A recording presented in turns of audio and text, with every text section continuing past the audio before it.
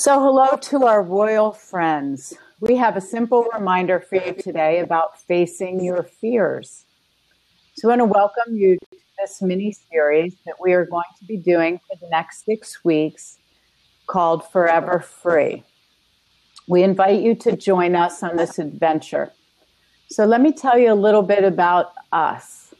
We're a small community of thought leaders, and I want to introduce you to those thought leaders before we get started. So first we have Brigid Hopkins, who is a marketing representative for Building Connected Communities and also a Reiki practitioner. We also have Patricia Barros, who is a marketing representative for Building Connected Communities.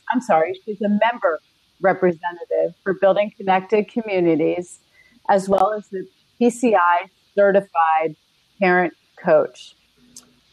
Erin Taylor is also with us, and she is co-founder of Building Connected Communities, as well as a PCI certified parent coach.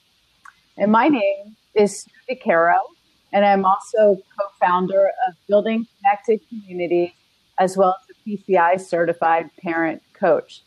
So we welcome you, and by watching this mini-series over the next 6 weeks about fear, you might start to recognize how fear is showing up in your own life.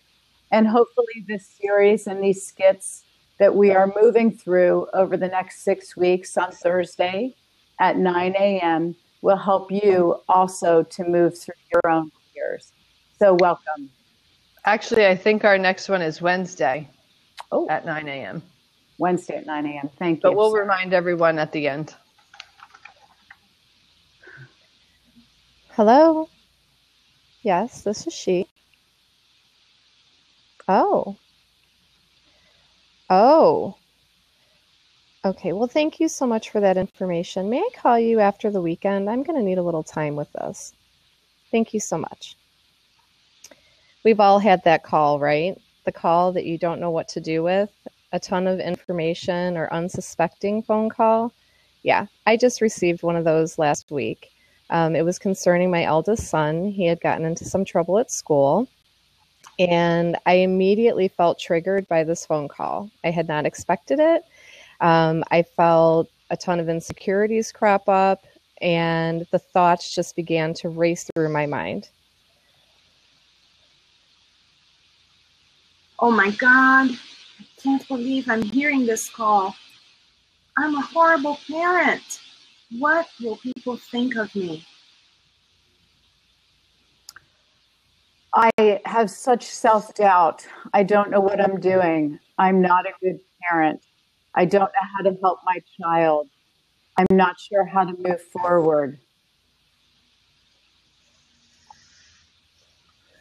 Oh my gosh, I am such a bad parent. What is everyone going to think of me? What is everyone going to think of my son? Oh, this is awful. I am certainly not going to win Mother of the Year this year. Okay, enough. Now, in that moment, I receive the call. I have all of the information and details coming into my left side. But on my right side are all of these thoughts that are holding me down, not allowing me to really receive this phone call. And directly in between this scenario is my observer. And my observer is witnessing how triggered I am, how afraid I am, how insecure I am, how I'm not feeling good enough in that moment. And the biggest fear that I had was recognizing that my child was about to get in my car and he experienced this situation himself. And I really needed to be there to support him. And how can I do that when I'm having so many fears consuming me? Okay. I know you're there. I'm afraid. But what I need to do now is pause. Let me think about this. Let me think. I am a good mother. I know my son. Now I need to think about him.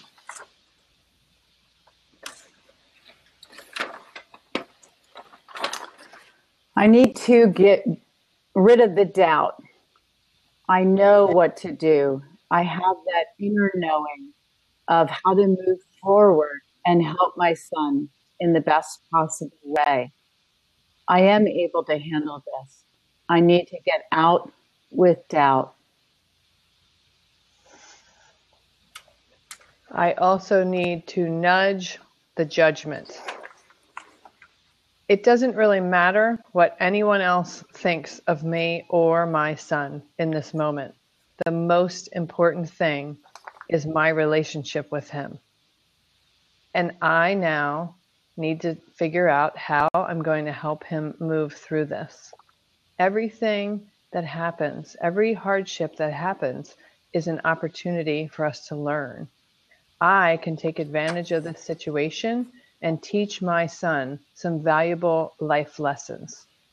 So I'm not going to worry about what anyone else thinks. I'm just going to deal with the situation. So through self-care, time, I asked for what I needed on that phone call. I saw that I was not able to respond and I would have reacted. So I paused. I asked, may I call you later? I gave myself time to reflect, to really understand what is the taproot of this fear. You know, there's the obvious insecurity, the fear of judgment, the worry, the self-doubt. But what I really came to find over that weekend of self-reflection, journaling, I consulted with a very dear friend of mine that is a great sounding board. And what I found was that biggest fear that I had was not being like my mom. My mom was not able to support me in these big moments and guide me, right? Because I don't need her to come down on me or make it harder. I needed her guidance.